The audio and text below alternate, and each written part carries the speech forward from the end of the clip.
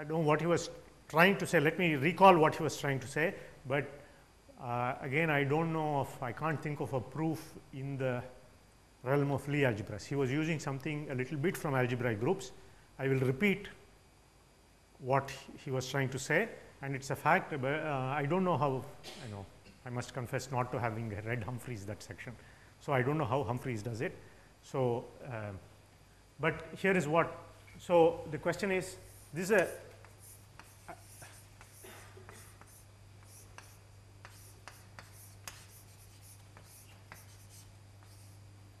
that's the theorem. Quite amazing. But on the, it's amazing, but it's to be expected from some point of view. Okay. No, I mean, it is amazing, but if I tell you the reason behind that, you will think that Chevalier pulled a fast one, in the sense that like all these great theorems, like Serre's theorem, for example, the relations.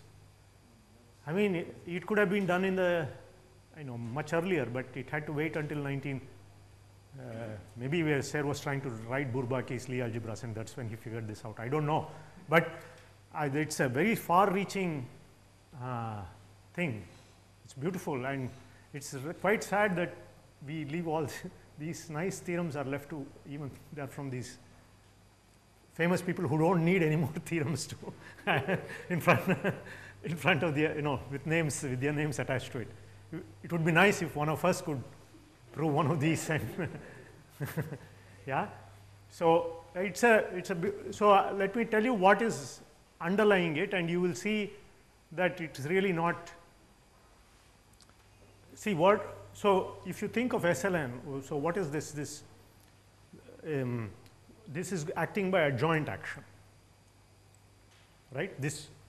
So think of this. So although we are talking of semi-simple Lie algebras, and therefore GLN is excluded, you can still think in terms of GLN. So you think of matrices. These are invertible matrices.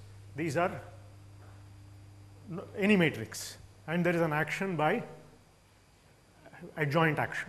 Okay, and then what it's saying is, so you look at so this is a polynomial. This is a polynomial ring in as many variables as the dimension of G. N square, if you're taking all matrices, if you're taking SLN, for example, it is n square minus 1, right? And what are the things that are the question is, what are the things that are invariant by G? Okay, but maybe I'll answer your question first of all.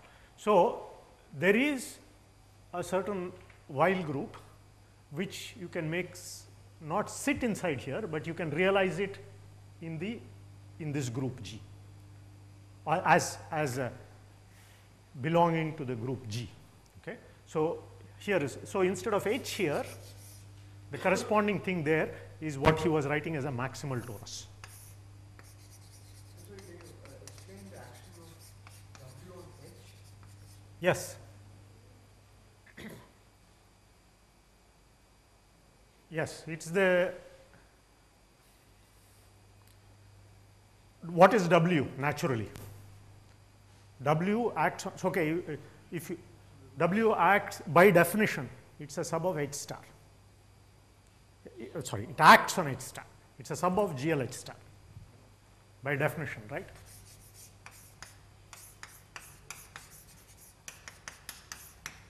By definition. But in all the situations, say if you are over So is the corresponding action on H? there is a corresponding action on H where you identify H star with H, either in the abstract way with a W invariant inner product. So to define W itself, there was a inner product. See, if you do it at the abstract root system level, there is, you can assume that you are starting with a Euclidean space and W is defined with respect to that. So whether H or H star, it's the same thing, because you have that inner product to identify it with the dual. Okay, so there is an, here CH of course is sim H star. CH is sim H star. So the symmetric algebra on the dual of that So it is functions, this by his definition was functions on H, polynomial functions on H, which is symmetric algebra on H star. Okay, so W acts on H star naturally, and therefore there is an action of on sim H of H star by if elements here can be written as linear. So if I take products of linear functions on H, that will generate all the polynomial functions. And if I have L1, L2, Lk linear functions, W acting on that is WL1, WLk, and W naturally acts on H star, so I know everything. So that's the action. That's it. Okay. So here there is a maximal torus, which is in the case, again you can think, so this will be the Lie algebra of that. This H will be the Lie algebra of that. This will be in the case of SLN, if you take G equal to SLN, this is what he was trying to write. See, this is diagonal tray determinant equals 1 matrices. If you take GLN, it will be just diagonal matrices. Okay. Now, and he wrote this NT. NT meaning normalizer of T.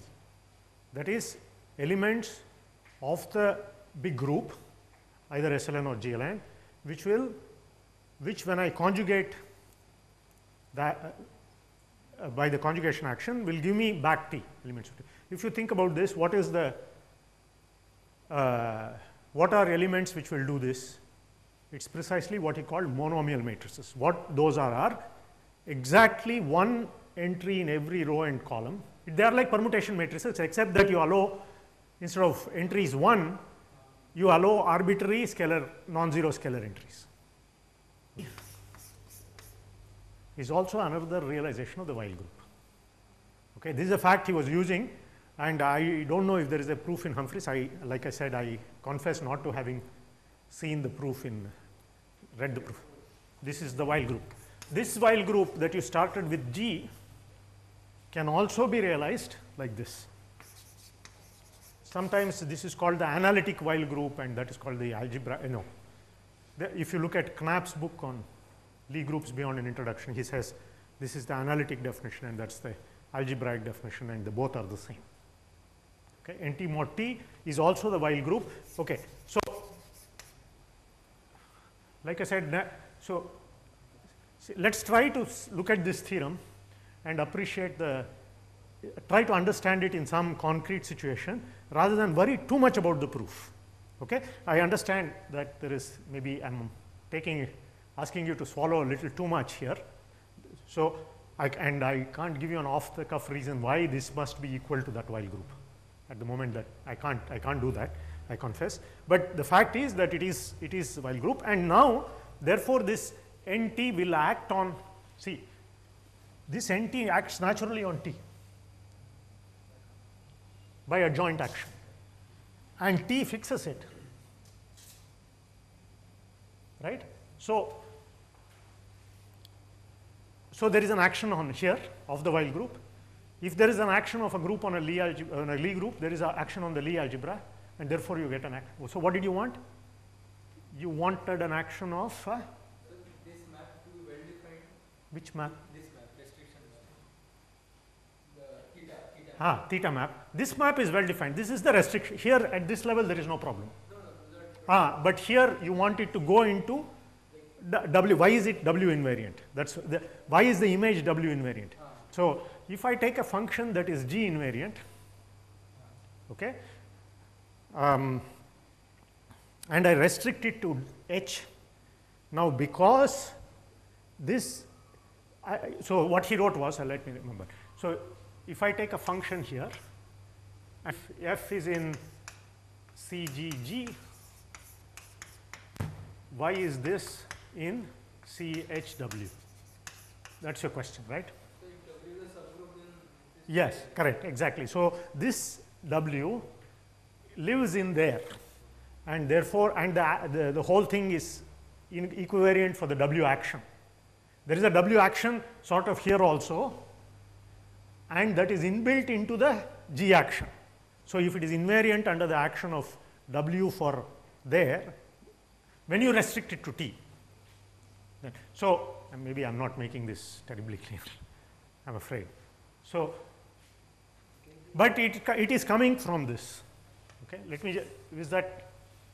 Yeah, if you can see W inside G, then W is not quite inside G, it is only in NT mod T. W is not quite in G, but the fact that, but NT is inside G. The fact that F is invariant under NT, not only on T, not on G. On H. T acts trivially on H. T acts trivially on itself and therefore on H. Okay. So, here is a, maybe you will probably.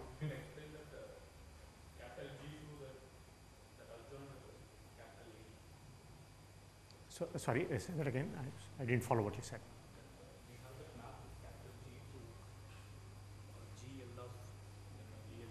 G, yeah. The correct, I mean, I think this is enough, that the fact that there is, look at NT, NT is a subgroup inside G. The fact that this function that you started with is invariant under the action of NT, adjoint action of NT, translates into its image being invariant under the action of W. Okay. Now, the rest is a matter of writing it down correctly and checking. Okay. Maybe I have not answered it fully, but I will try to work this out myself, and next week we can, you can do it yourself, I will do it myself, and further if you or I have a problem, we can talk. Okay. Anything else that Z lambda that Rupam talked about. huh. Oh, that Z lambda. Okay, there are many Z. Okay, there are. I was thinking this Z lambda. That's not what you mean. There is a Z lambda, something like this. This was the notation for the Verma module. This was the notation for the Verma module. Okay. So, by the way, this Verma is as you might have guessed, is an Indian, Dayanand Verma. It's named after D-N Verma, yes, as is, or Vermaji as he is fondly called. Okay. In any case, I mean, people say it's a the nomenclature, maybe it should be called Harishchandra module. In any case, an Indian's name is attached, we can be justly proud of if it is not, if it's Verma or Harishchandra. In any case, it's one of some, no. So what is this? So this is the universal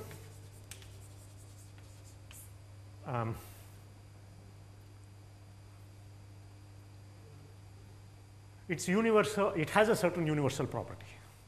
Okay? And what is that universal property? So how was this defined? It was used using, it was defined using, it was written, so let me write this. Maybe something like that. That was written. Okay. So, is this the Borel subgroup? Borel. So, okay. So let's understand this. What this notation means. So G is semi-simple. You fixed H Cartan subalgebra, and you have also fixed a set of positive roots. Okay, so this fixes the roots, but then you have to make one more choice to fix the positive roots. So you can say it in many ways. You can fix a chamber, you can fix a simple system, or you can fix a positive system. All these are equivalent terms. Okay, so you fix also a positive system. And then that fixes for you positive roots, and the corresponding Borel subalgebra means the Cartan subalgebra, and add up the root spaces corresponding to the positive roots. Okay, so that's like kind of like an upper triangular thing in my mind at least. I always think of it as upper triangular. So what is this C lambda?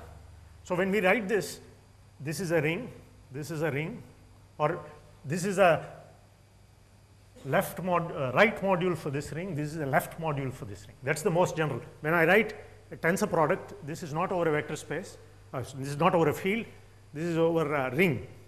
So what is the most general notation? You have I can write A tensor B over R if A is a right R module and B is a left R module, right? Okay. So how is this C lambda a B module? U B modules or B modules are the same for any Lie algebra module or its universal enveloping algebra modules are the same. What is this? It is a one-dimensional module on which all the x's act as 0 and on which h acts as lambda. But that is, an element h acts as the scalar lambda h, every element of it. So, C lambda, so if I is equal to, or rather V in C, so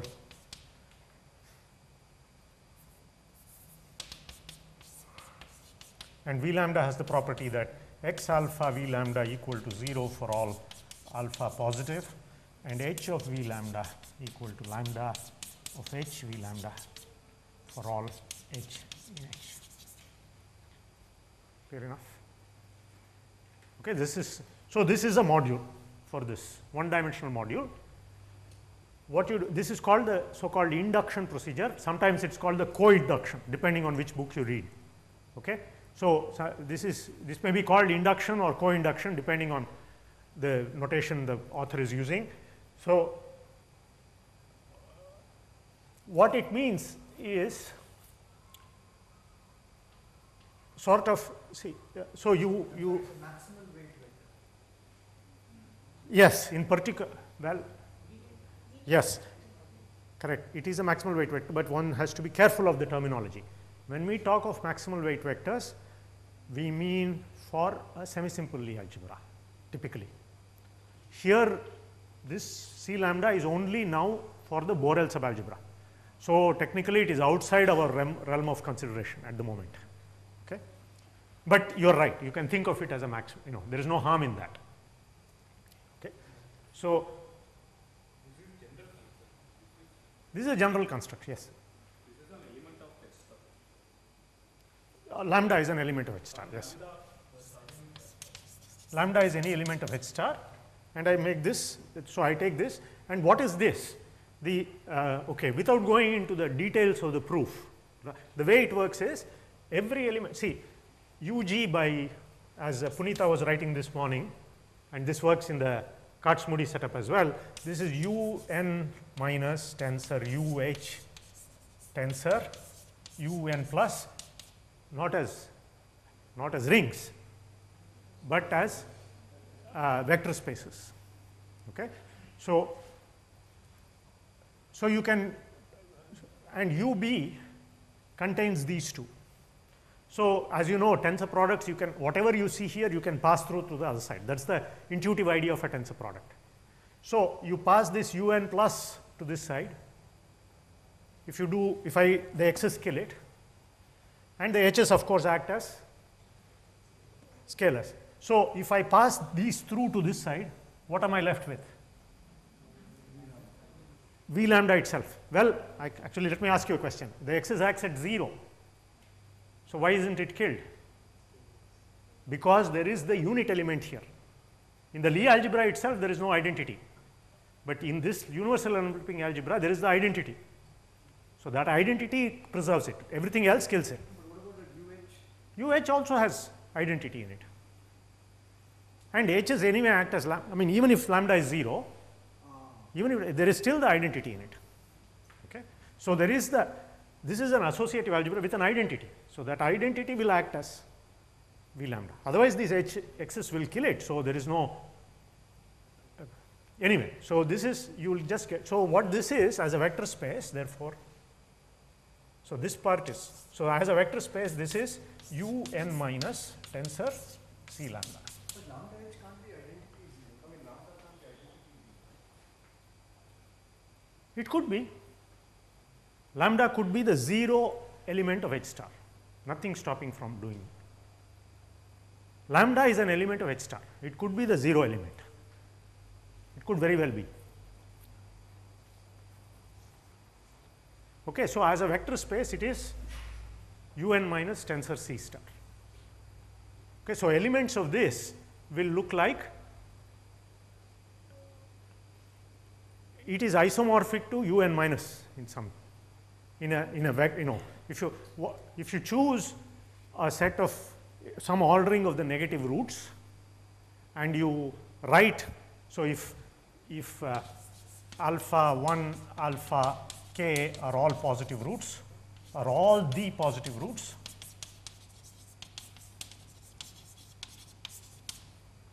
then un minus can be written as sigma over all possible values of R1, Rk,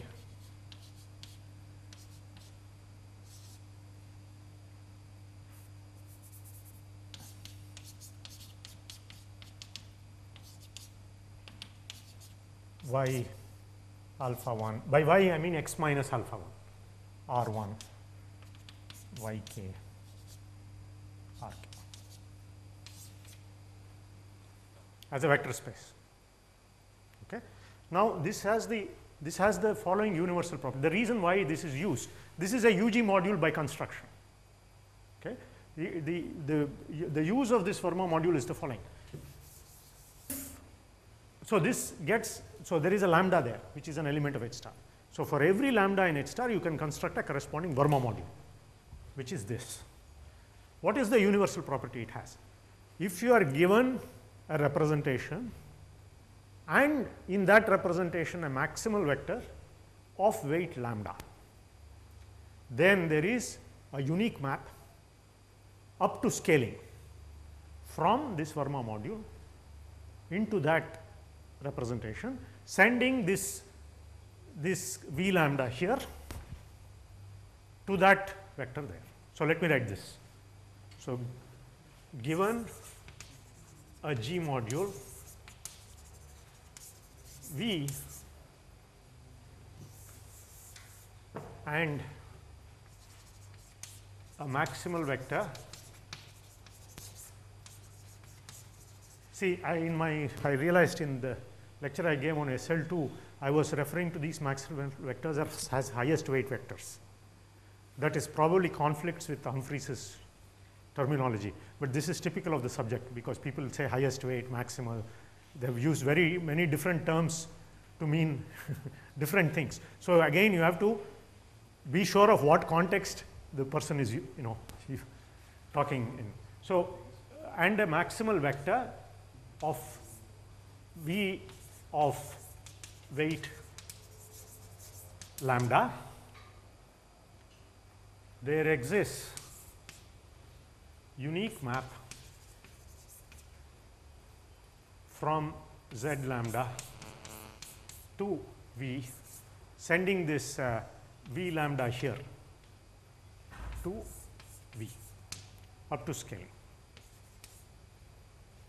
No, when I send this v lambda to v, it is even unique, done. Once I send this v lambda to this v, unique. The proof of this, before we even come to this, this is sort of trivial. I mean, general nonsense. There is nothing in the proof. It's true by the fact that it is defined as this. Okay. Now, And that x alpha v lambda equals 0. So yes. So the fact that see correct. The fact that there is a B module morphism from C lambda to V, right, and then it is a okay, as a who was saying, Sandamarai was saying this morning. So there sometimes there is nothing more one can do about this. I mean, this is just now you just have to work it out and work it out for yourself that this is a true statement and the proof is easy. Okay. So this proof is really just general nonsense. Okay. The other property that the Verma module has, again which is very easy to see but is of great consequence, is that has a proper maximal submodule. That's a very it's a very special property.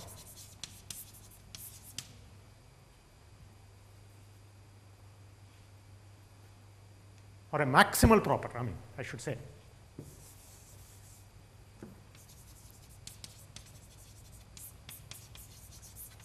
Among the proper submodules, meaning that are not equal to the whole module, there is a maximal one. Very often you see, you give me a module, there are ever so many modules, you add up the proper modules, you will get the whole module. That's the more common occurrence.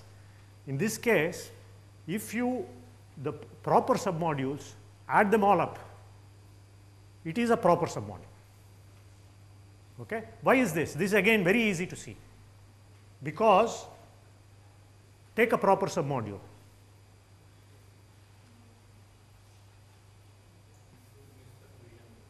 You will miss that exactly. Yeah. See, if a proper submodule contains that V lambda, then it is the whole module. Okay? If it is not, then if it misses that V lambda, then you can't get, if you take two proper submodules, the claim is their sum is still proper. How do you prove this? Both of them miss V lambda. Both of them miss V lambda, and therefore the V lambda cannot be in their sum.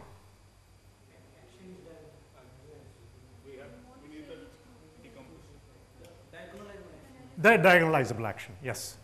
So, so wait a second. We proved that? Yeah, anyway, this itself is so, okay.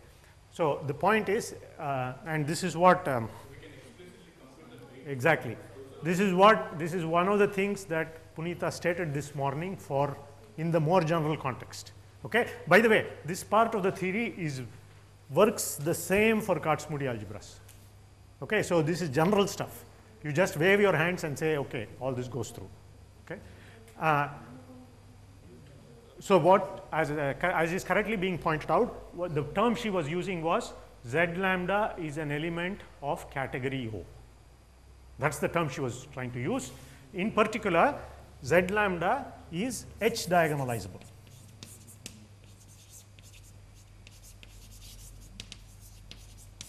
That follows from this description, for example. These are the, so the weight of this will be lambda minus R1 alpha 1 minus Rk alpha k. So this will be the weight spaces, and they are diagonal for the action of H. That's easy to see. So this is H diagonalizable. So if I have two submodules, they are still H diagonalizable, and if none of them has V lambda in it, the sum cannot have V lambda in it. It is that simple observation that helps. So this has a maximum. So what you can do, therefore, so now observe the following. If start with an irreducible module,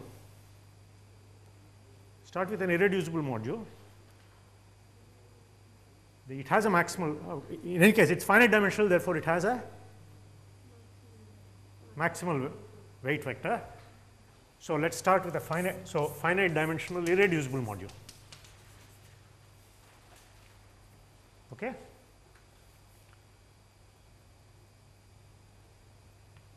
It has a maximal vector corresponding to some, let's call lambda the weight of that maximal vector.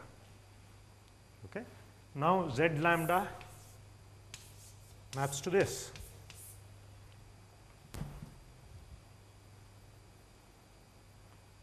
Right? There is a map. And this is irreducible. So what must this be? What must this V be?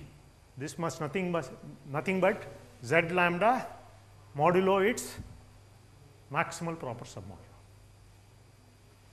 So what you get is that with every, this will tell you that there is a one-to-one correspondence between, okay, so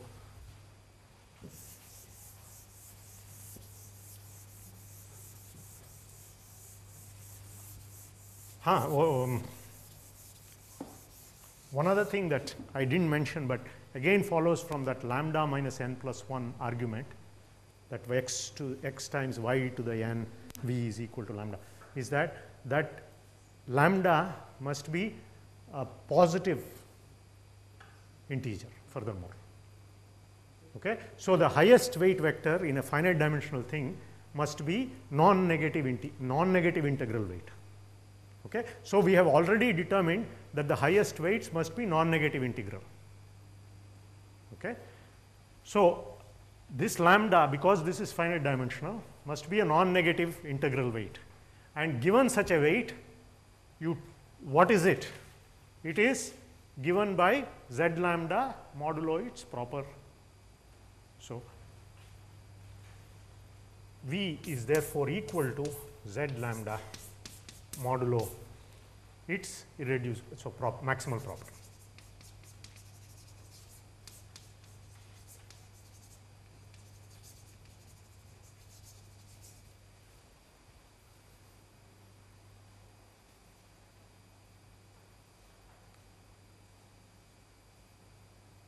Okay. And this is one of the objects that is not finite dimensional, which is very useful in finite dimensional. Even if you are in the end interested in finite dimensional representation theory, these Verma modules are objects that you will want to look at because of their one particular, their good properties, in particular what they mean for finite dimensional representation theory.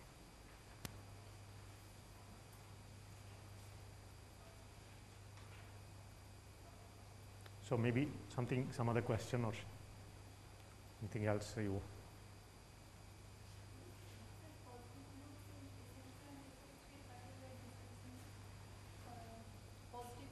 Yes, positive roots would be along this.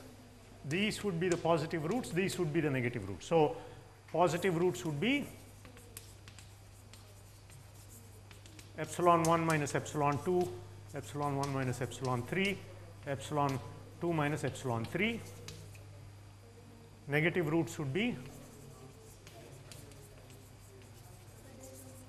the negatives of these, the corresponding to these eigenspaces, epsilon 2 minus epsilon 1, epsilon 2 minus epsilon 3, epsilon 3 minus epsilon 1.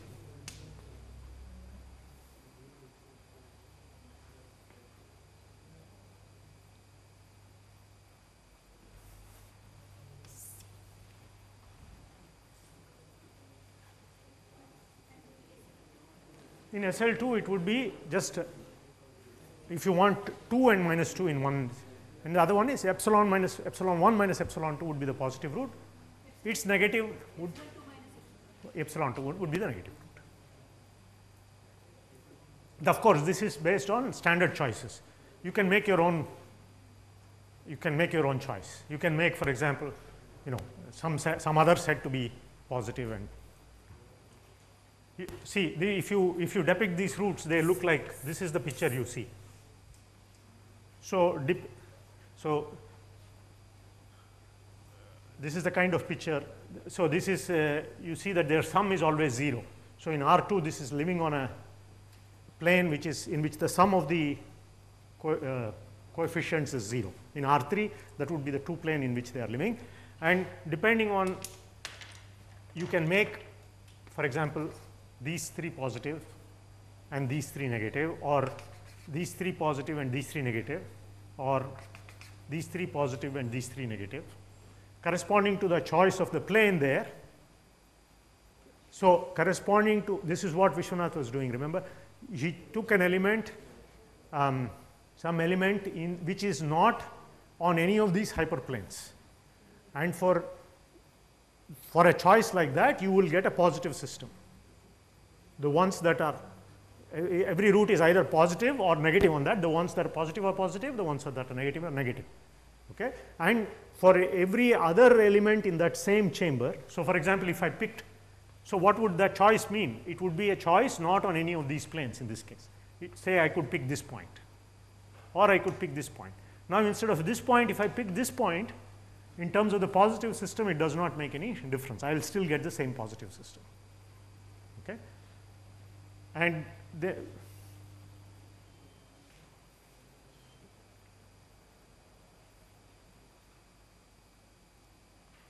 should we call it a day, or? No, I mean, that's okay. I can go on, but No, no, no. I mean, no, I don't mean to say I'm tired. I mean, I can go on, but perhaps you are tired.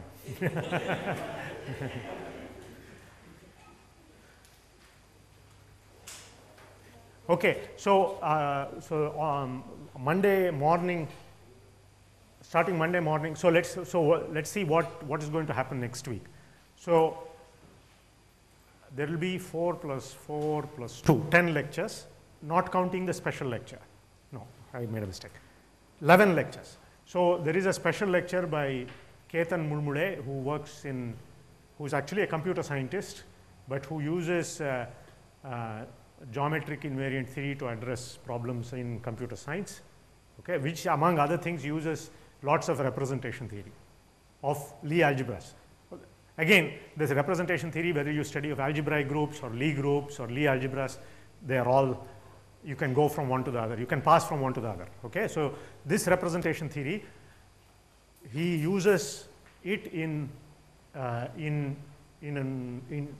applications to geometric complexity theory, whatever that means, which hopefully he will explain to us, and we'll try to understand something. But this is, in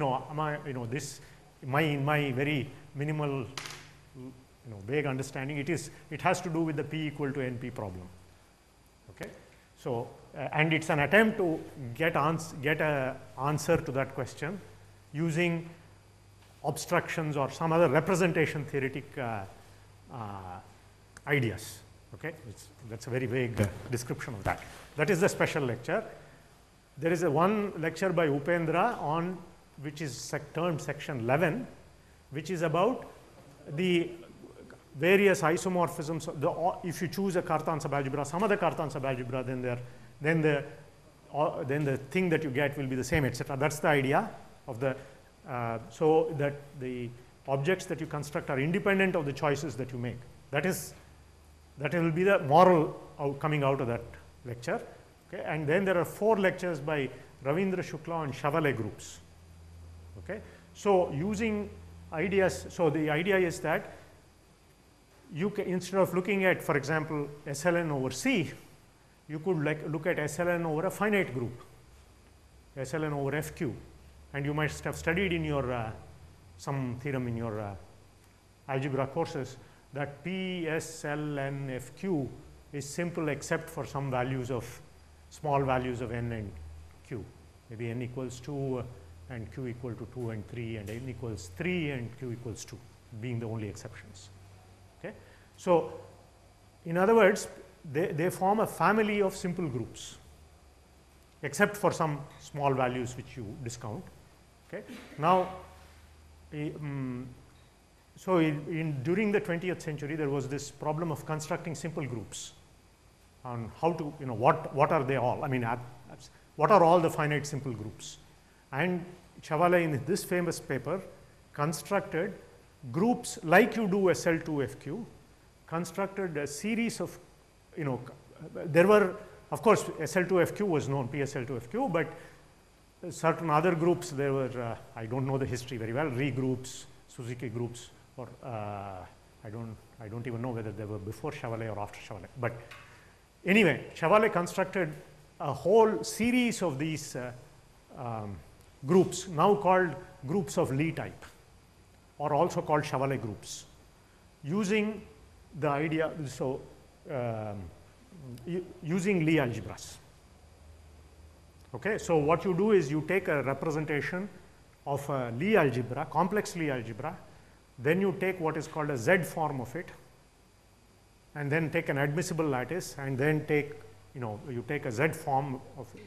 Okay, I'm saying using too many words, but you basically lift the data to an integral piece of data, so you can reduce mod P roughly, and then you do that and you get groups. Okay, so that is the idea, and it's there in Humphreys' book in the last chapter. Ravindra Shukla will give 4 lectures on that. Okay, so that's an interesting construction, and it will use these divided power notation very critically. Okay, those are 4 lectures. I will give 2 lectures on continuing with Kac-Moody Lie algebras, okay, mainly about the representation theory of those. Okay. So what we will do is replace the word finite dimensional by what is called OINT.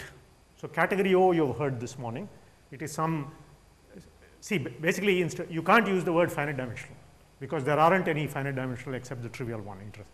Okay? So you have to, what is the analog of the finite dimensional representation theory in the Kac-Moody setting? The answer is what is called OINT.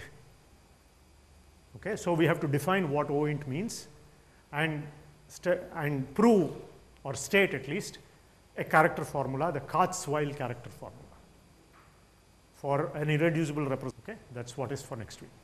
It's okay. So see you then. Have a good weekend.